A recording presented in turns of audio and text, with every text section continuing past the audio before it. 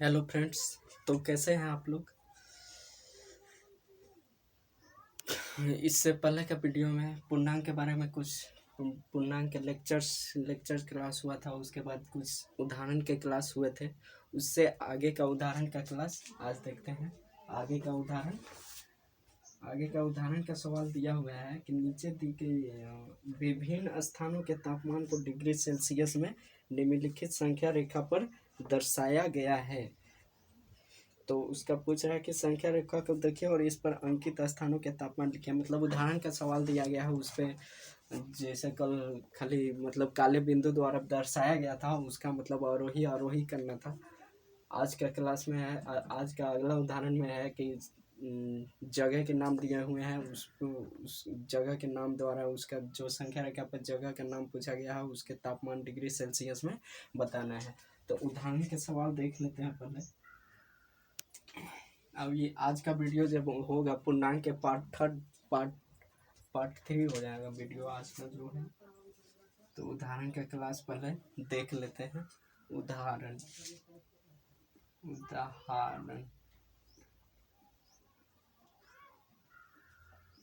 का जो क्वेश्चन है बोल रहा है कि विभिन्न स्थानों मतलब अलग अलग स्थानों विभिन्न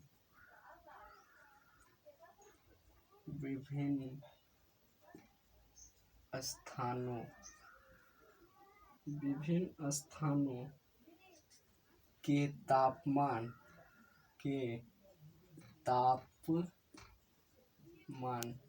विभिन्न स्थानों के तापमान को डिग्री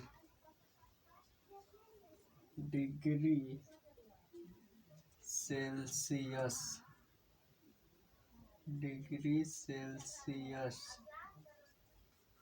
यानी डिग्री सेल्सियस को बड़ा सी ऊपर डिग्री से दर्शाया जाता है में डिग्री सेल्सियस में निम्नलिखित मतलब नीचे लिखा होगा निम्नलिखित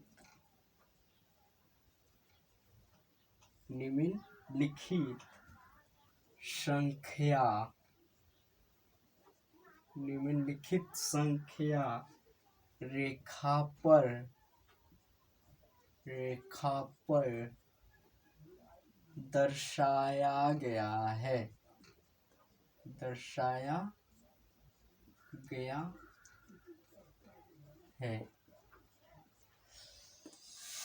क्वेश्चन दे दिया कि विभिन्न स्थानों के तापमान को डिग्री सेल्सियस में निम्नलिखित संख्या रेखा पर दर्शाया गया है। अब संख्या रेखा पर दर्शा लेते हैं। संख्या रेखा पर दर्शाया गया है उसको पहले कर लेते हैं।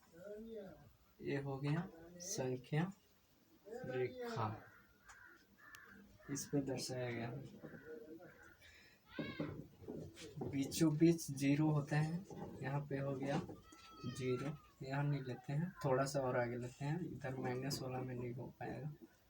यहाँ पे हो गया जीरो ले लिए, दो के अंतराल में लेना है। यहाँ पे है 2 4 6 8 10 12 14 16 इधर का हो गया।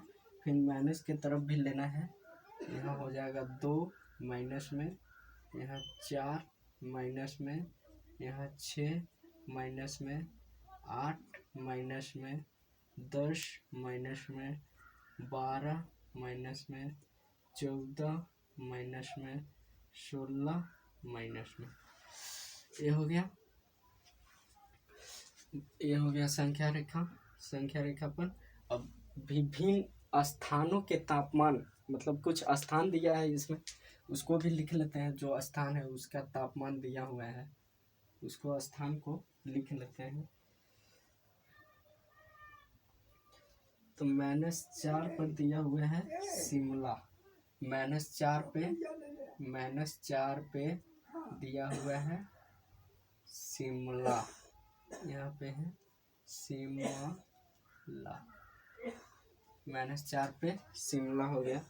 फिर दिया हुआ है 2 और 4 के बीच, 2 और 4 के बीच क्या है यहाँ पे 3 है। 2 और 4 के बीच क्या होगा, 2 के बाद 3 होगा, उसके बाद ही तो 4 आया। तो 2 और 3 के बीच जो दिया है उसको, इसका क्या नाम है, ऊटी। ऊटी। फिर दिया है 8 पे श्रीनगर, 8 पे है श्रीनगर, 8 पे है श्रीनगर। 14 पे है दिल्ली, जो 14 है संख्या रेखा में 14 है, यहाँ है दिल्ली। दिल्ली, ये हो गया क्वेश्चन। बोला कि विभिन्न स्थानों के तापमान को डिग्री सेल्सियस में दर्शाया गया है। संख्या रेखा को देखें और इस पर अंकित स्थानों के तापमान लिखें। पहला में बोल रहा है कि संख्या रेखा पर, मतलब पहला क्वेश्चन बोल रहा है ए तो दे दिया। पहला में बोल रहा है कि संख्या रेखा, जो संख्या रेखा है, संख्या रेखा, संख्या रेखा को, संख्या रेखा को देखिए, संख्या रेखा को देखिए और संख्या रेखा को देखिए और इस पर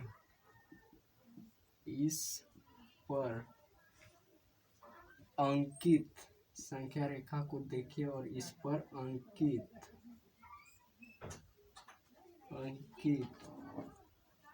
स्थानों, अंकित स्थानों के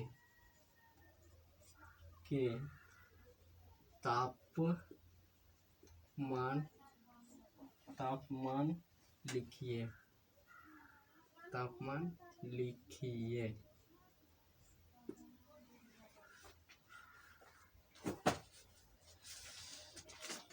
पहला क्वेश्चन दिया कि बोल रहा है कि संख्या रेखा को देखिए और निम्नलिखित को तापमान लिखिए। तो दी गई संख्या रेखा पर अंकित स्थानों के तापमान, मतलब देखिए विभिन्न स्थानों के तापमान को डिग्री सेल्सियस में निम्नलिखित संख्या रेखा पर दर्शाया गया है। जैसे ये संख्या रेखा हो गया, इस पे शिमला का दर्शाया गया है तापमान, ऊटी का दर्शाया गया है तापमान, श्रीनगर का दर्शाया गया है और दिल्ली का दर्शाया गया है।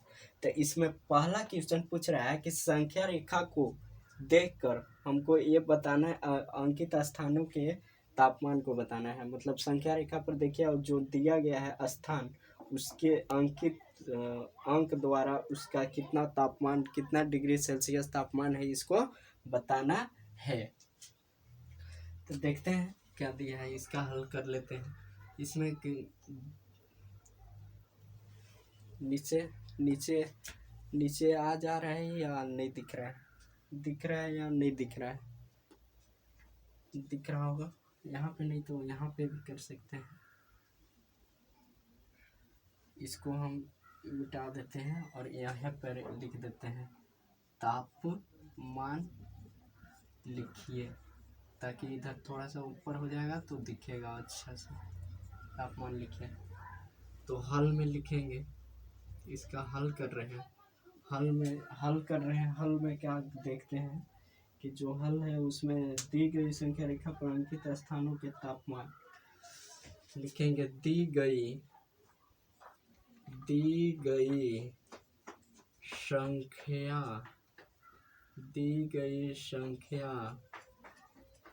रेखा पर, दी गई संख्या रेखा पर, दी गई संख्या रेखा पर अंकित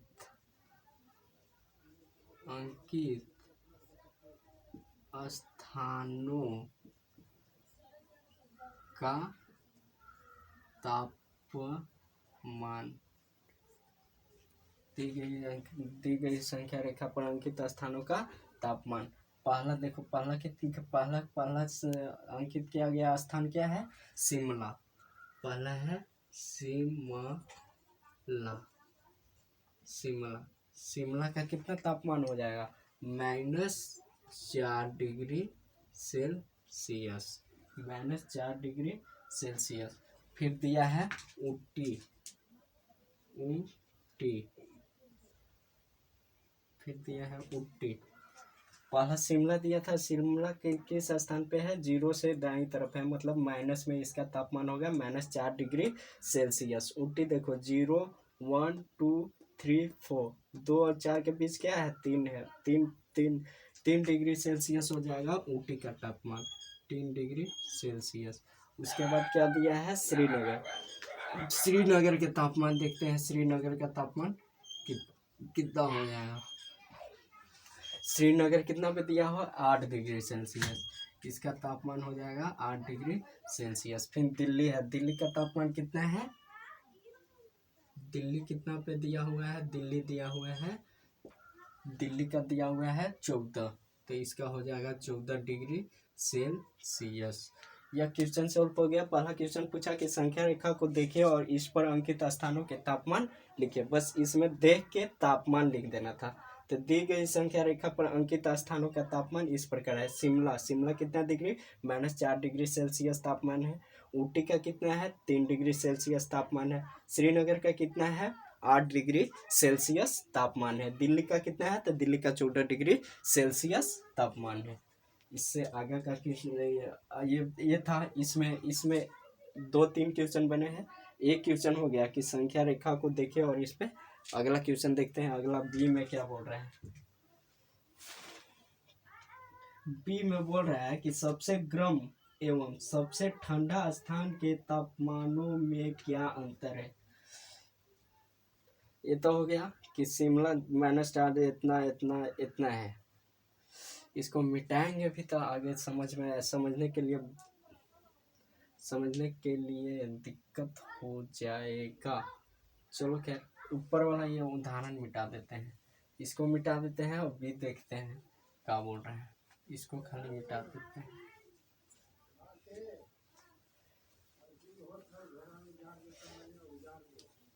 चाहे अब संख्या रेखा से मतलब नहीं है, संख्या रेखा से मतलब नहीं है। कह रहा है कि हम कह सकते हैं कि शिमला और श्रीनगर का मतलब संख्या रेखा भी मिटा सकते हैं। कैसे, जितना जितना का काम था वो मिल गया है। -4 degree Celsius, -3 degree Celsius, -8 degree Celsius. हम ये 3 डिग्री सेल्सियस है, ये तीनों प्लस में है, ये माइनस में है। अब बी क्वेश्चन देखते हैं, इसको हटा ही देते हैं। चाहे देखते हैं पहले। बी क्वेश्चन बोल रहा है कि सबसे गर्म एवं सबसे ठंडा स्थान के तापमानों में क्या अंतर है।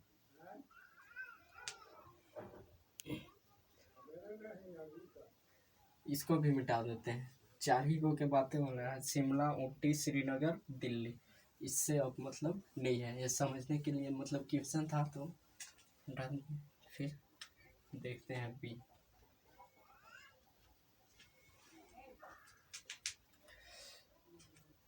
अभी इसको भी हटा ही देते हैं। इसको अभी केवल याद रखना है इसको, इससे ही बी क्वेश्चन बनेगा। बी में बोल रहा है कि सबसे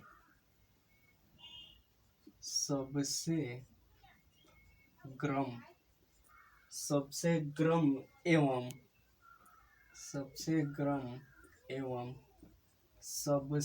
ठंडा, सबसे गर्म एवं सबसे ठंडा स्थान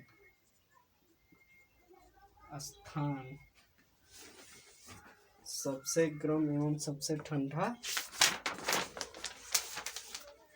स्थान के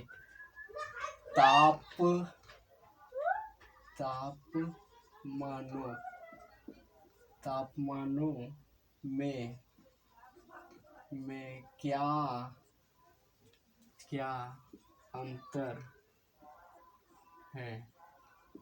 क्या अंतर है।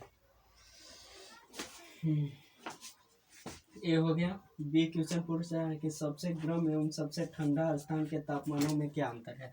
तो इसमें सबसे पहले देखेंगे सबसे गर्म कौन सा है, सबसे गर्म स्थान कौन सा है।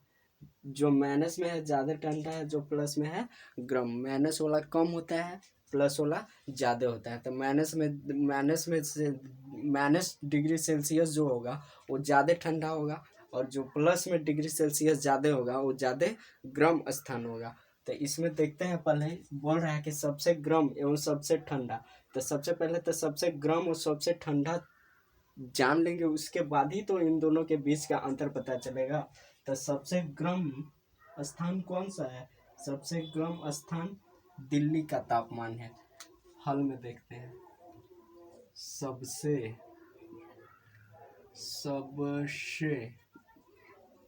सबसे गर्म स्थान, सबसे गर्म स्थान क्या हो जाएगा? दिल्ली। दिल्ली कितना है? 14 डिग्री सेल्सियस। तो दिल्ली का तापमान, दिल्ली का तापमान, दिल्ली का तापमान कितना है? 14 डिग्री सेल्सियस, 14 डिग्री सेल्सियस। उसके बाद देखेंगे सबसे ठंडा स्थान। सबसे ठंडा इसमें क्या है? सबसे गर्म हो गया, उसके बाद इसके बाद ये सबसे गर्म, इसके बाद ये सबसे गर्म, सबसे छोटा -4 डिग्री सेल्सियस। तो दोनों को पहले छांट लेंगे, सबसे गर्म सबसे ठंडा। अब देखो, सबसे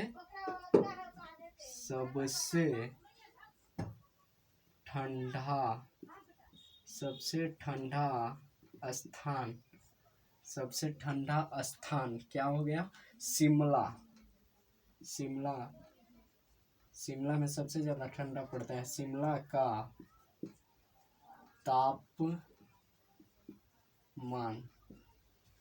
तापमान कितना है? -4 डिग्री सेल्सियस। यहाँ पे भी शिमला का दिया हुआ है कि सबसे कम हुआ है। अब इन दोनों के बीच अंतर बोल रहा है। अंतर का मतलब होता है घटाव। अंतर जहाँ बोल दिया वहाँ घटाव। अंतर का मतलब होता है घटाव। इन दोनों के बीच का जो अंतर है घटाना पड़ेगा।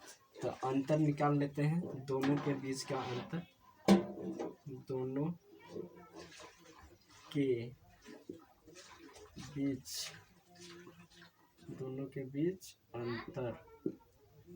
के बीच अंतर दिया कितना है? 14 डिग्री सेल्सियस। घटाना कितना है? -4 डिग्री सेल्सियस। इसको समझो।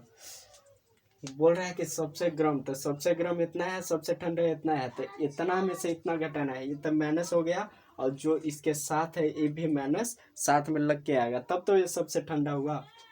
अब घटाते हैं इसको, 14 हो गया डिग्री सेल्सियस, माइनस माइनस क्या हो जाता है? माइनस माइनस हो जाता है प्लस, और 4 डिग्री सेल्सियस। दोनों के अंतर कितना हो गया? दोनों का मतलब जो प्लस हो गया, तो दोनों का बीच का अंतर क्या हो गया? 14 और 4 18 डिग्री सेल्सियस। ये हो गया बी का आंसर। ए बन गया, बी बन गया। अब सी देखते हैं, सी में क्या बोल रहे हैं। देखते हैं सी क्या बोल रहे हैं। क्या हम कह सकते हैं कि शिमला और श्रीनगर के तापमानों का योग शिमला के तापमान से कम है? बोल रहा है कि क्या हम कह सकते हैं कि जो शिमला है और श्रीनगर के तापमान का योग, जो शिमला है और श्रीनगर दोनों के तापमान का योग क्या है? दिल्ली योग शिमला के तापमान से कम है। देखते हैं तीसरा क्वेश्चन पढ़ लें। इसको यहाँ तक हो गया, इसको मिटा देते हैं।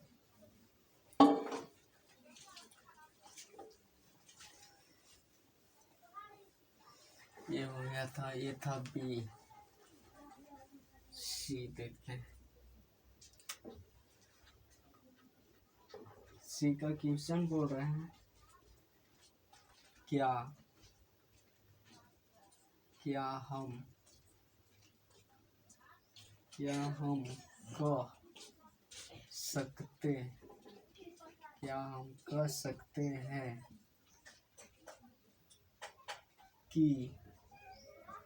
हम कह सकते हैं कि शिमला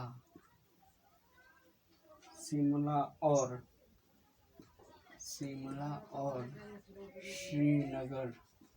श्रीनगर, शिमला और श्रीनगर के तापमानों का, श्रीनगर के तापमान तापमानों तापमानों तापमानों का योग, तापमानों का योग शिमला शिमला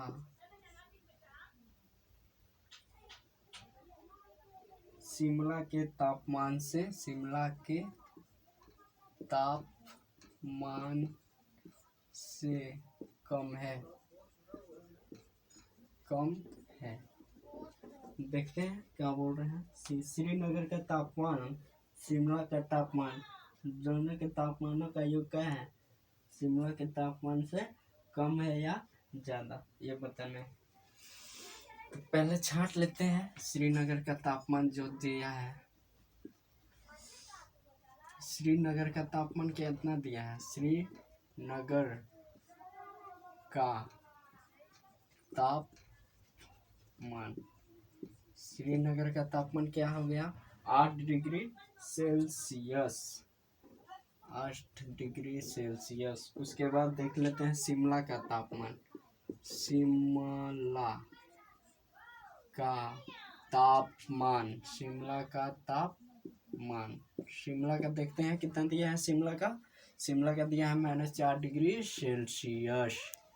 फिर दोनों के बीच, दोनों के तापमानों का योग करते हैं। दोनों को क्या कर देना है? जोड़ देना है। दोनों तापमानों को जोड़ देना है। तो श्रीनगर और लिखते हैं श्रीनगर, इसको भी अब मिटा देते हैं। श्रीनगर तथा शिमला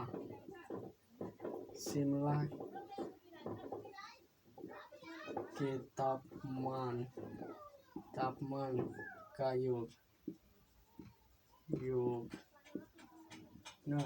में कितना? 8 डिग्री सेल्सियस को जोड़ना है -4 डिग्री सेल्सियस के साथ। प्लस माइनस माइनस हो जाएगा, प्लस माइनस माइनस हो जाएगा। 8 degree Celsius plus minus minus, ये हो गया 4 डिग्री सेल्सियस। 8 डिग्री सेल्सियस में से 4 डिग्री सेल्सियस जाएगा तो ये हो जाएगा 4 डिग्री सेल्सियस। और शिमला का तापमान दिया कितना था? -4 डिग्री सेल्सियस। तब बोल रहा है कि क्या हम कह सकते हैं शिमला और श्रीनगर के तापमानों का योग, ये दोनों का योग हो गया 4 डिग्री सेल्सियस। शिमला के तापमान से कम है, ये कम है शिमला के तापमान से कि ज़्यादा है? ये शिमला के तापमान से ज़्यादा है। शिमला का तापमान कितना है? -4 डिग्री सेल्सियस। शिमला का तापमान कितना है? -4 डिग्री सेल्सियस। इसलिए लिख सकते हैं चूँकि ये कितना है?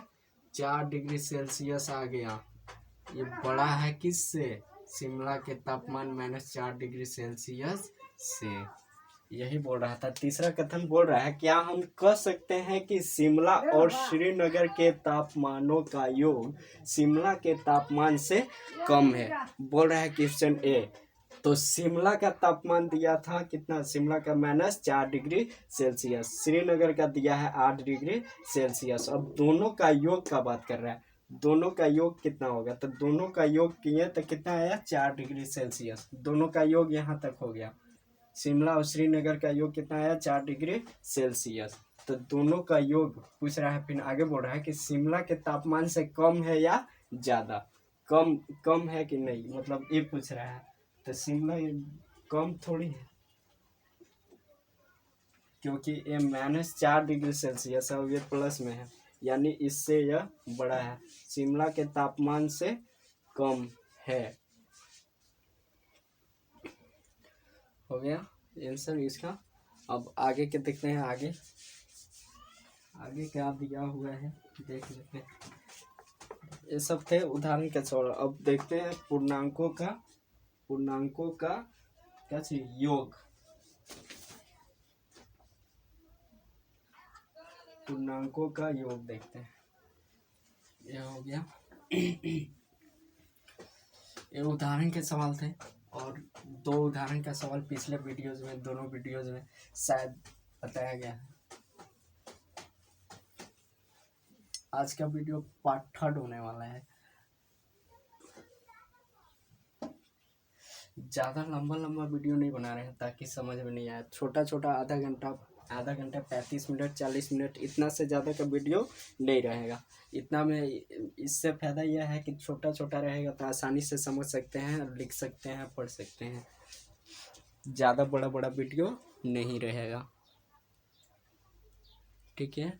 अब देखते हैं आगे आगे बोल रहे हैं, आगे जान लेते हैं कि पूर्णांकों का योग के बारे में। पूर्णांकों का योग यहीं पे लिख लेते हैं। पूर्णांकों का योग, पूर्णांकों का योग, एडिशन ऑफ इंटीजर्स, इंग्लिश में बोल सकते हैं एडिशन ऑफ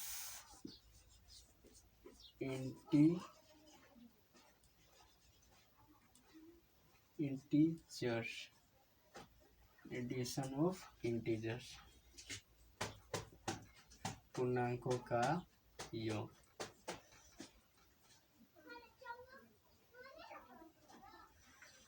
पूर्णांकों का योग मुख्यतः होता है कितना, मतलब क्या बोलते हैं, पूर्णांकों का योग के बारे में जान रहे हैं। तो पूर्णांकों का योग मुख्यतः 3 प्रकार के होते हैं। इंक डाल लेते हैं थोड़ा सा, उसके बाद बताते हैं।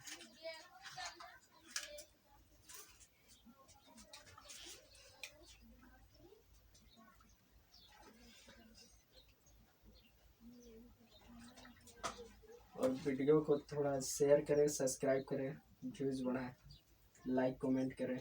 इससे मुझे इससे हम प्रेरित होंगे और थोड़ा वीडियो अच्छे तरीके से और भी बनाने का कोशिश करेंगे।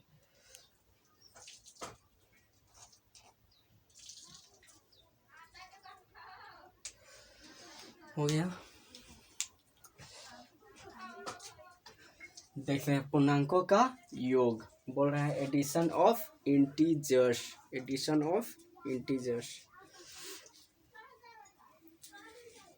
हो गया। देखते हैं पूर्णांकों का योग मुख्यतः कितने प्रकार के होते हैं? मुख्यतः 3 प्रकार के होते हैं। पूर्णांकों का जो योग है वो मुख्यतः 3 प्रकार के होते हैं। यहाँ ये हो गया, एक ए हो गया और एक ए हो गया। डायग्राम द्वारा फिर अलग अलग सबका परिभाषा भी लिखवाया जाएगा। ए में देखते हैं, पहला में देखते हैं 2 धनात्मक पूर्णांकों का योग, मतलब 2 धनात्मक पूर्णांकों का योग। पूर्णांकों का योग 3 प्रकार के होते हैं। पहला में 2 धनात्मक पूर्णांकों का योग, मतलब जो पहला योग होगा उसमें दोनों पूर्णांक जो क्या होंगे, धनात्मक में होंगे, दोनों पूर्णांक ही धनात्मक होंगे। दूसरा है बी, यानी दूसरा में है 2 ऋणात्मक पूर्णांकों का योग, 2 ऋणात्मक पूर्णांकों का योग, 2 ऋणात्मक पूर्णांकों का योग। ये हो गया दूसरा। पहला में 2 धनात्मक पूर्णांकों का योग, दूसरा हो गया 2 ऋणात्मक पूर्णांकों का योग, तीसरा हो जाएगा 1 धनात्मक और 1 ऋणात्मक। सी में हो जाएगा 1 धनात्मक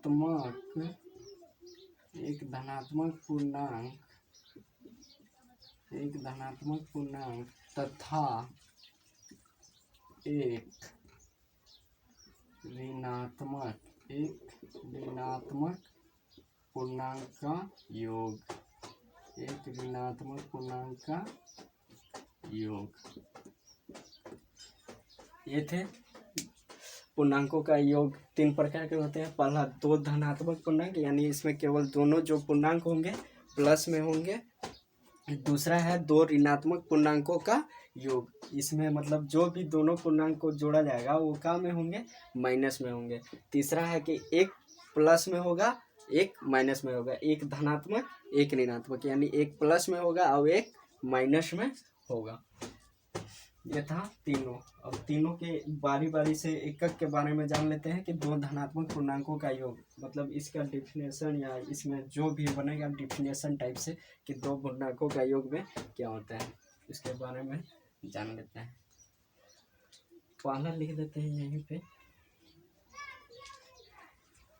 एक के बारे में बात कर रहे हैं। दो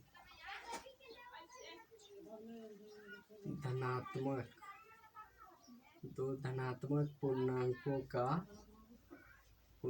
का योग, इसमें बात करते हैं। दो धनात्मक पूर्णांकों का योग।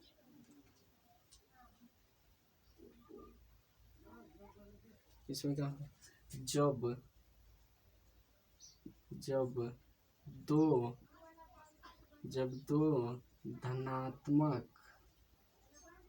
दो धनात्मक पूर्णांकों को जोड़ा, जब दो धनात्मक पूर्णांकों को जोड़ा जाता है तो जब दो धनात्मक पूर्णांकों को जोड़ा जाता है तो हमें एक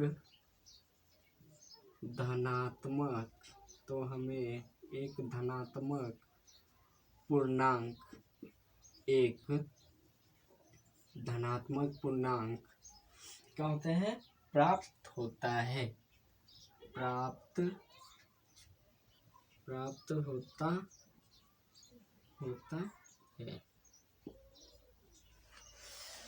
दो धनात्मक पूर्णांकों का योग में क्या होगा, जब दो धनात्मक पूर्णांकों को आपस में जोड़ेंगे तो हमेशा क्या होगा कि एक धनात्मक पूर्णांक प्राप्त होगा। इसका एग्जांपल देखते हैं कि मतलब दो धनात्मक पूर्णांकों को जोड़ेंगे तो क्या सही में एक धनात्मक पूर्णांक प्राप्त होता है या नहीं, देख लेते हैं। इसको मिटा देते हैं।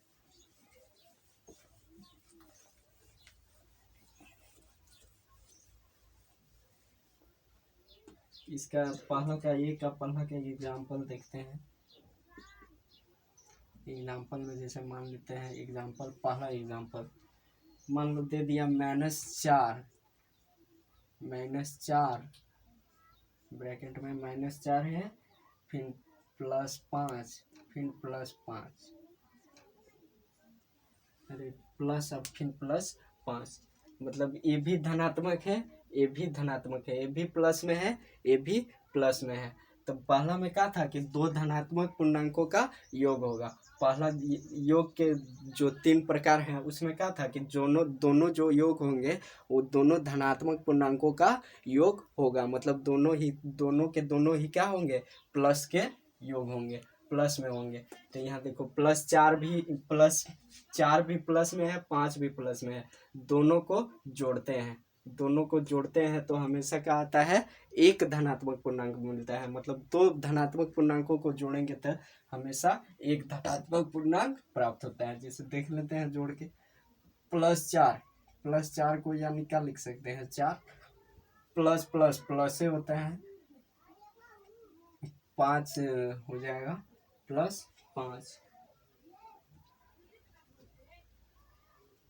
और 4 और 5 को जोड़ देते हैं। 4 और 5 कितना होता है, 9 क्या में है, प्लस में है, 9 क्या में है, प्लस में आया, यानी एक धनात्मक पूर्णांक प्राप्त हो गया। यानी यह कथन एकदम सही है कि जब दो धनात्मक पूर्णांकों को जोड़ा जाता है तो हमेशा क्या होता है, एक धनात्मक पूर्णांक प्राप्त होता है। दूसरा देखते हैं, ये हो गया। दूसरा एग्जांपल देते हैं, जैसे मान लो 50 + 30, 50 + 30 भी प्लस में है 30 भी प्लस में है, दोनों को जोड़ेंगे तो एक संख्या प्लस में आना चाहिए, एक धनात्मक पूर्णांक हो जाना चाहिए। 0 का 0, 5 3 8, 80 भी आया, यानी यह भी एक धनात्मक पूर्णांक है। तीसरा देखते हैं, 36 प्लस 42, ये भी प्लस में है, ये भी प्लस में है, दोनों को जोड़ रहे हैं, एक धनात्मक पूर्णांक आना चाहिए। 6 2 8, 4 3 7, यानी एक धनात्मक पूर्णांक है, यानी यह कथन सही है। ये जो था दो धनात्मक पूर्णांकों का योग, इसके बारे में जान लिए। अब बी में देखते हैं, बी में क्या था, दो ऋणात्मक पूर्णांकों का योग। इसको मिटाते हैं। यहाँ तक कोई दिक्कत कुछ तो होना नहीं चाहिए, सब एकदम बेसिक सा है, इसमें कोई दिक्कत नहीं आने वाली है। और 7 8 9 10 का जो मैथ्स अच्छा से पढ़ेगा उसको कभी दिक्कत नहीं होगा, आगे तो दिक्कत कभी आएगा ही नहीं, जो अच्छे तरीके से पढ़ ले। 7 8 9 10 ये हो गया। फिर देखते हैं बी में क्या था, बी में था दो ऋणात्मक पूर्णांकों का योग। दो ऋणात्मक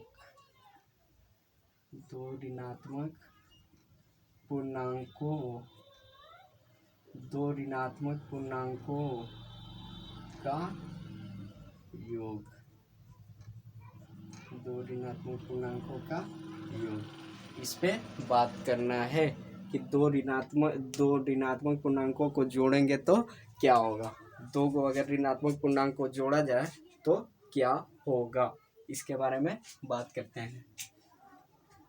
इसमें लिख सकते हैं कि जब दो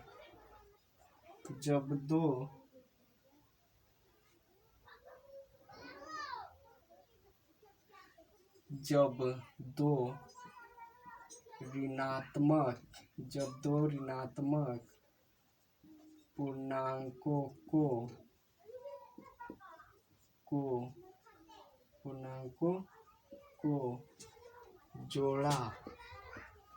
पूर्णांकों को जोड़ा जाता है तो हमेशा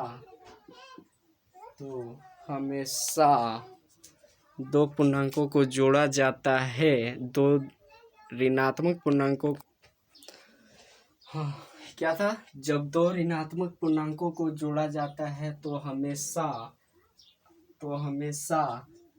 एक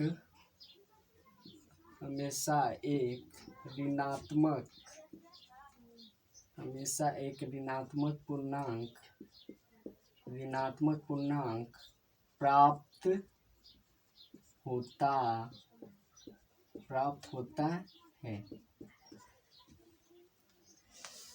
दो ऋणात्मक पूर्णांकों में बोल रहा है कि जब दो ऋणात्मक पूर्णांकों को जोड़ा जाता है तो हमेशा एक का होता है, ऋणात्मक पूर्णांक प्राप्त होता है। एग्जाम्पल के थ्रू समझ लेते हैं कि सच में ये बात है या नहीं।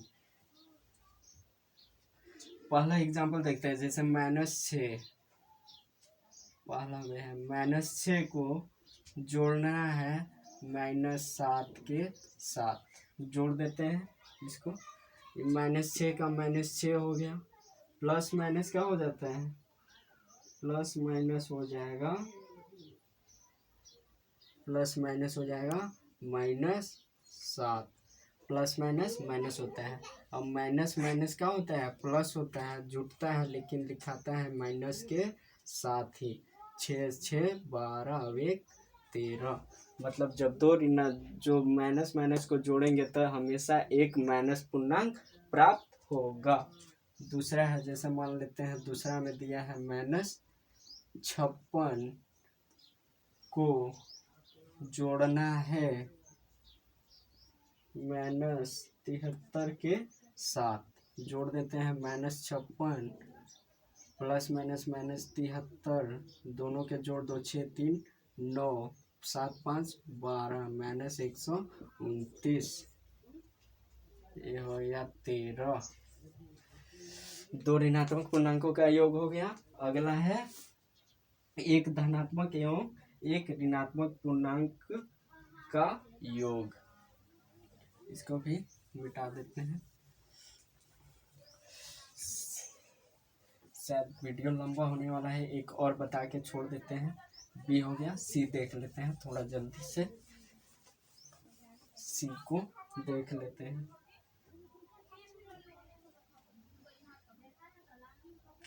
सी में है एक धनात्मक पूर्णांक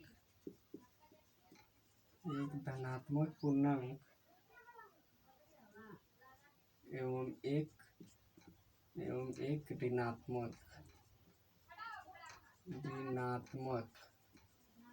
ऋणात्मक पूर्णांकों का योग। इसमें कथन जो बनता है उसको लिख लेते हैं। जब एक धनात्मक और ऋणात्मक पूर्णांकों को जोड़ा जाता है तो हम उनके चिन्हों की अपेक्षा करते हुए बड़ी संख्या से छोटी संख्या को घटा देते हैं, फिर बड़ी संख्या के चिन्ह को इसके साथ लगा देते हैं। बोल रहा है कि जब एक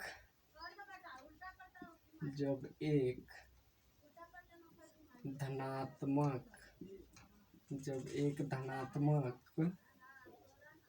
और एक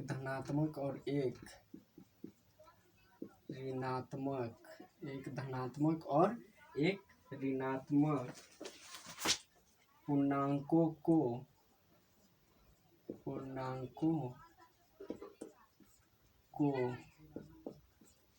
जोड़ा जाता है तो हम उनके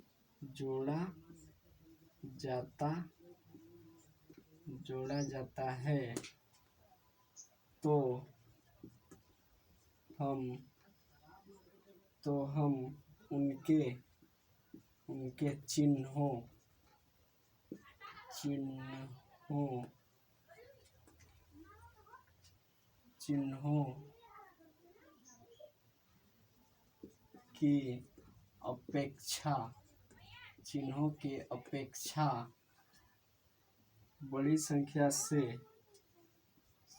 अपेक्षा बड़ी संख्या से छोटी संख्या को घटा देते हैं, फिर बड़ी संख्या के चिन्ह को बड़ी संख्या के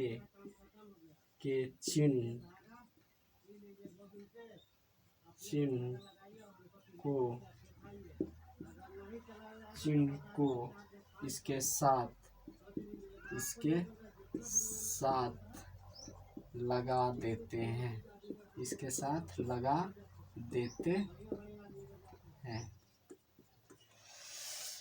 एक धनात्मक पूर्णांक एवं एक ऋणात्मक पूर्णांकों का योग। जब एक धनात्मक पूर्णांक एवं ऋणात्मक पूर्णांकों को जोड़ा जाता है तो हम उनके चिन्हों की अपेक्षा बड़ी संख्या से, मतलब चिन्ह से ही पता चलेगा कि बड़ी है या छोटी। प्लस वाला हमेशा माइनस वाला से बड़ा होता है, तो चिन्हों की अपेक्षा करते हुए बड़ी संख्या से छोटी संख्या को, बड़ी संख्या में से छोटी संख्या को घटा देते हैं और फिर चिन्ह के अनुसार उसके साथ प्लस का बड़ा होगा तो प्लस लगा देंगे, माइनस का बड़ा होगा तो माइनस चिन्हों के अनुसार लगा देते हैं। जैसे एग्जांपल में देखते हैं, जैसे -4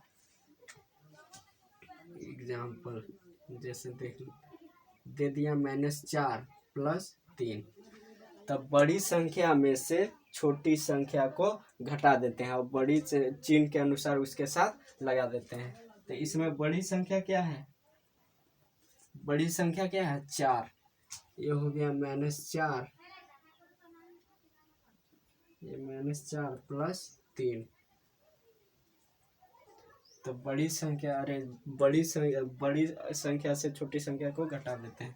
बड़ा संख्या कौन है? 4, फिर क्या है साथ में 3, इसको घटा देंगे।